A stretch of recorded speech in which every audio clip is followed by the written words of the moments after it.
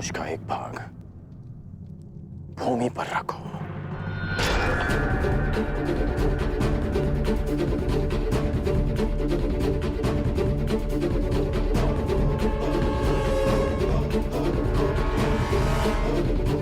बल लगाकर धनुष को मोड़ो।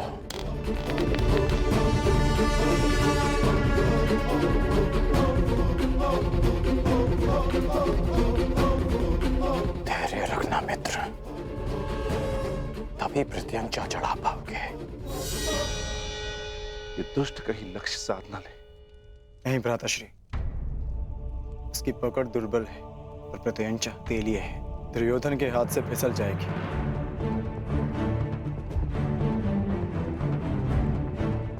नहीं, एकाग्रता बनाए रखो दुर्योधन। यदि ध्यान भटका तो प्रत्यंचा हाथ से छूट जाएगी।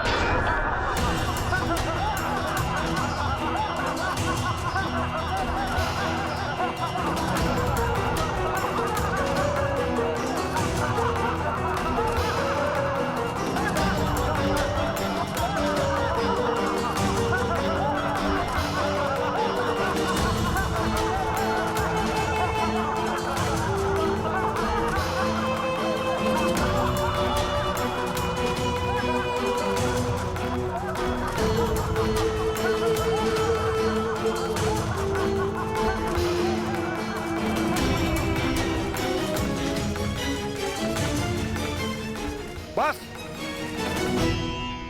क्या यही है संसार के सर्वश्रेष्ठ योद्धा? क्या इसी क्षमता के बल पर मेरी पुत्री का वरण करने आए थे आप लोग? प्रतीत होता है गुरुओं में अब वो क्षमता ही नहीं रही जो अपने शिष्यों को युद्ध कौशल सिखा सके।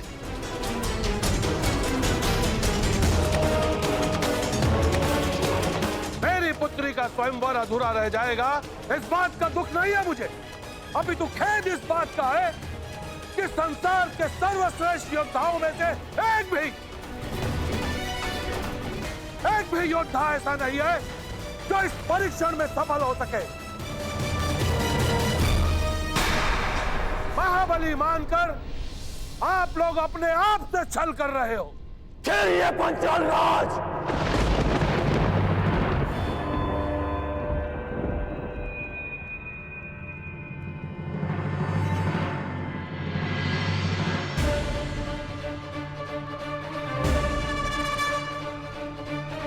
मैं स्वयंवर में भाग नहीं लूंगा, परंतु तब तक जब तक यह स्वयंवर न्यायपूर्वक चलेगा और मेरे मित्र दुर्योधन के साथ कोई अन्याय नहीं होगा। परंतु अन्याय हुआ तो ना मैं अपने धनुष को रोक पाऊंगा और ना ही मेरे बाण मौन रहेंगे।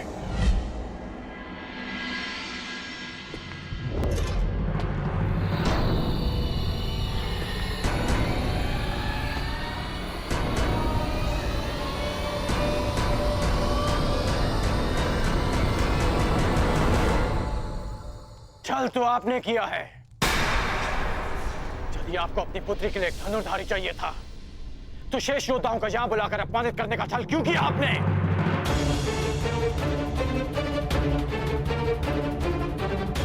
यदि बल, बुद्धि, दृष्टि, एकाग्रता और लक्ष्य पर प्रहार करने की क्षमता जांचनी थी तो केवल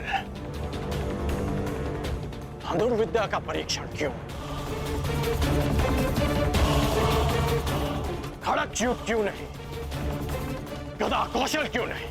आप वसुदेव कृष्ण के परीक्षण पर संदेह कर रहे हैं? आप इन पर पक्षपात का आरोप लगा रहे हैं भद्र पुरुष। हाँ,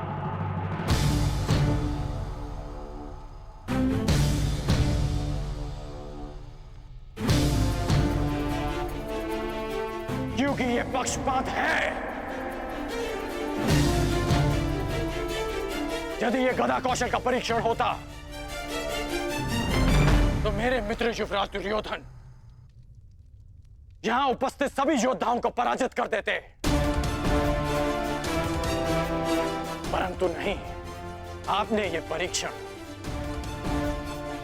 एक पक्षीय रखा और उस पर आप महान गुरुओं की शिक्षा दीक्षा का अपमान कर रहे हैं। तो पांचाल राज, आपको आपकी ललकार का उत्तर अवश्य मिलेगा। एक शिष्य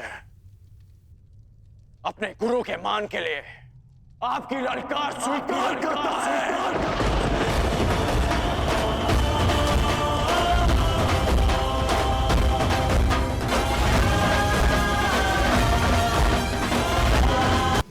आज यहां इसी सभा में प्रत्यंचा भी चढ़ेगी, शर संधान भी होगा और लक्ष्य भेद भी होगा।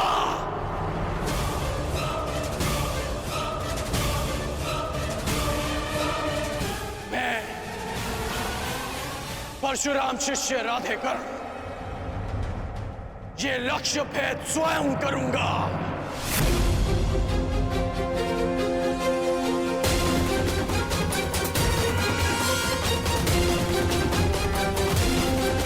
सखी, यदि तुम्हें ज्ञात हो कि अर्जुन जीवित है तो क्या करोगे? वो सब जो मेरे जीवन का उद्देश्य पूरा कर सके, जो कि अर्जुन से विवाह के पश्चात ही संभव है। तो फिर देखो सखी, वो तीसरा वीर जो इस परीक्षण में सफल हो सकता है,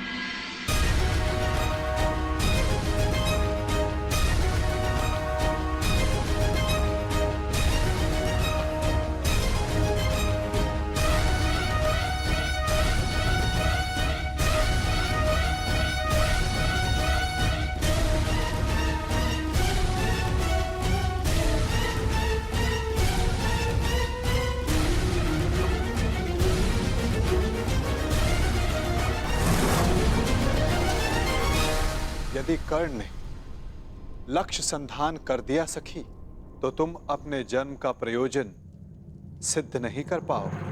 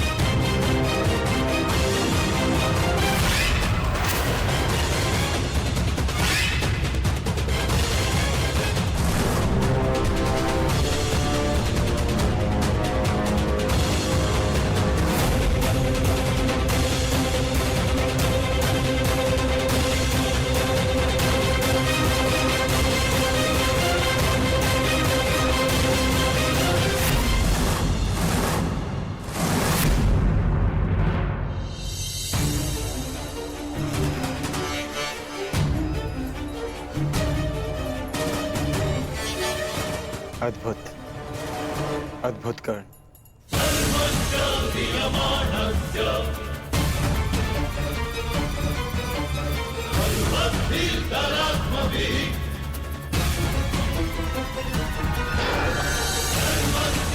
Yamanasya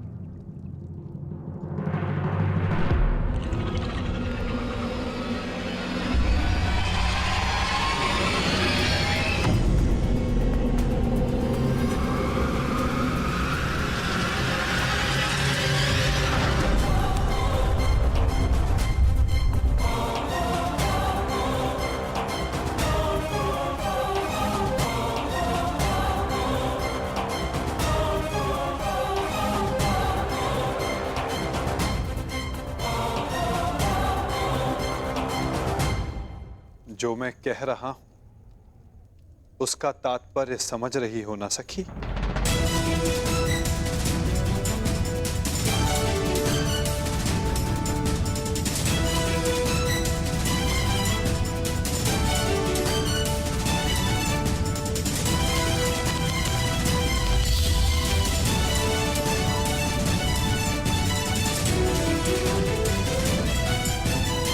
बिना देखे आपने लक्ष्य संधान कैसे किया?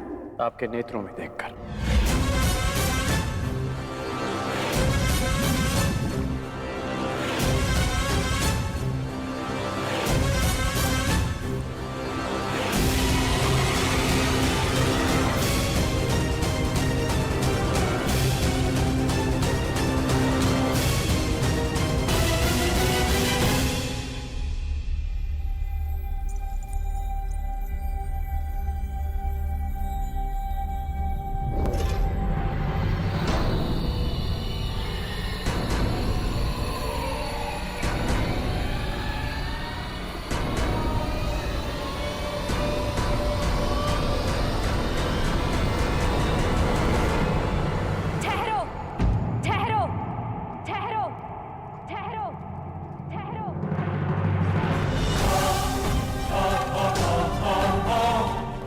संधान नहीं होगा।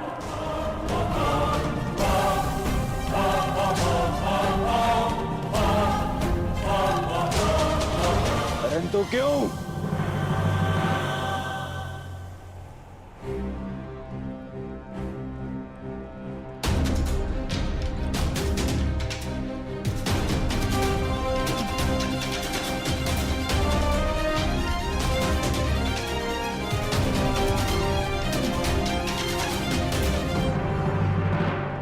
क्योंकि मैं एक सूत पुत्र से विवाह नहीं करूंगी।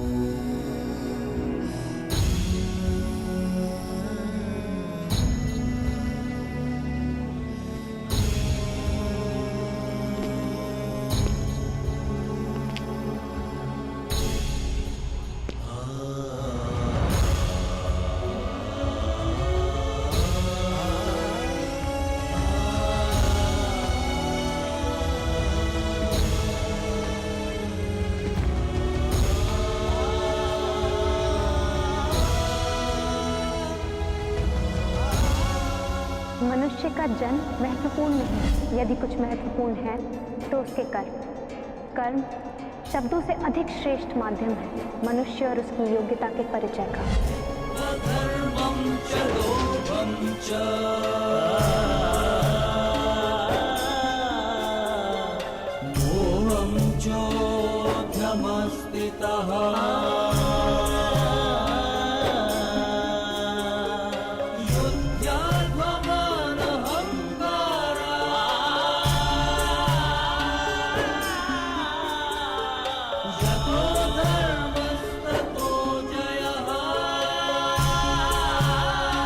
बधाई हो याज्ञसेनी, आज आपने सिद्ध कर दिया कि कभी कभी शब्द कर्म से अधिक श्रेष्ठ माध्यम होते हैं।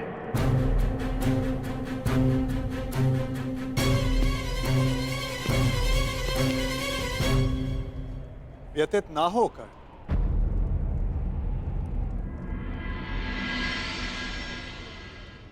ये निर्णय स्वयंवरा का है और इस सभा में उपस्थित सभी को इस निर्णय का सम्मान करना चाहिए। बस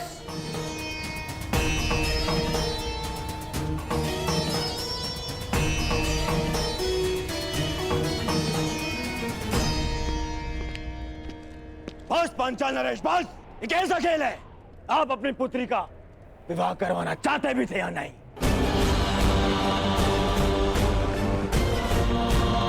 केवल अपने मनोरंजन के लिए आपने ये स्वयंवर रच लिया।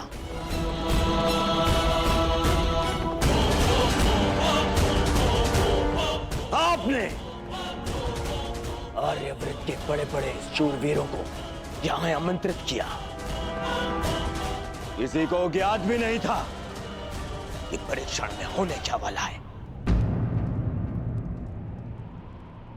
फिर एक विचित्र सी शर्त रख दी आपने स्वयंवर की, और जब अंगराज इस परीक्षण में सफल होने वाले थे तो आपकी पुत्री द्रौपदी ने इन्हें रोक दिया।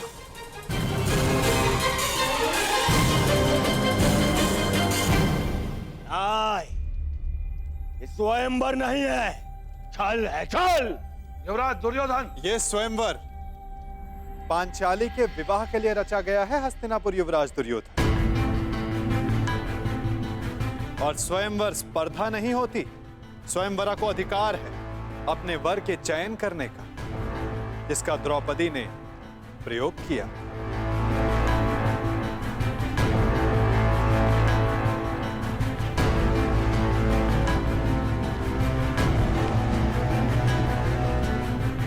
और रही बात छल की राजकुमार दुर्योधन, तो छल किसने किया, कहां किया, कब किया, उस विषय में कदाचित आप इस भरी सभा में बात नहीं करना चाहेंगे, है ना युवराज दुर्योधन?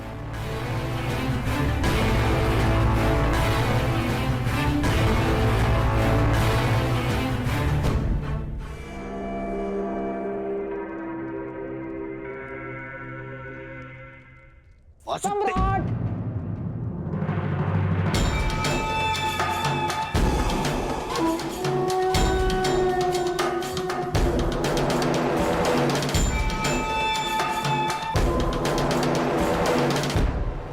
मैं यहां उपस्थित सभी राजवंशियों की ओर से कुमारी द्रौपदी के निर्णय का समर्थन करता हूं।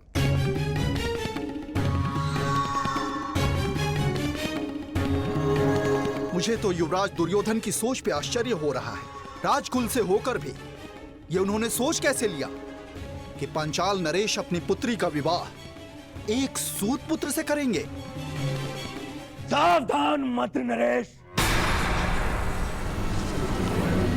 सावधान तो आपको रहना था। आप कर्ण को इस सभा में लाने की भूल कैसे कर बैठे? जाइए अंगराज कर्ण, जाइए, जाके अपने अश्वों की राज संभालें। यह क्षत्रियों का स्वयंवर है, जाइए।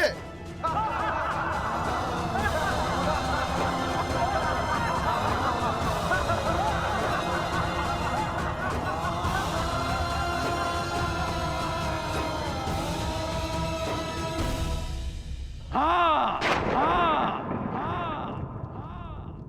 मैं एक सूत पुत्र हूं।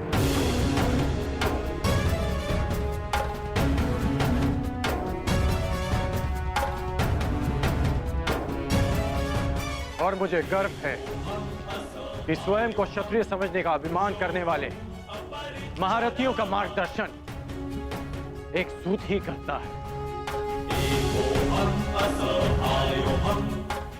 पथ निर्धारित करने वालों को यह नहीं भूलना चाहिए, जो खड्ग और गदा हाथ में लेकर वो वीर होने का दम भरते हैं, उसे कोई क्षत्रिय नहीं, एक लोहार बनाता है।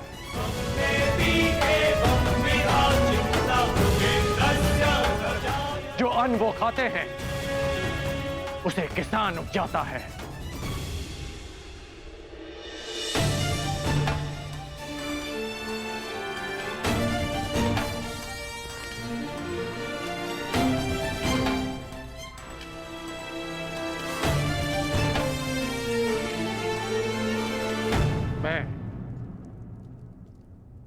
मेरा उपहास उड़ाने वालों से व्यथित नहीं हूं,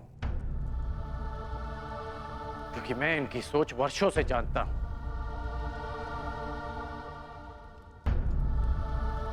मैं आपसे निराश हूं,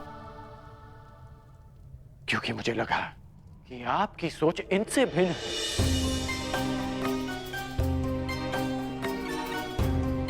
इस अपमान को सहने की क्षमता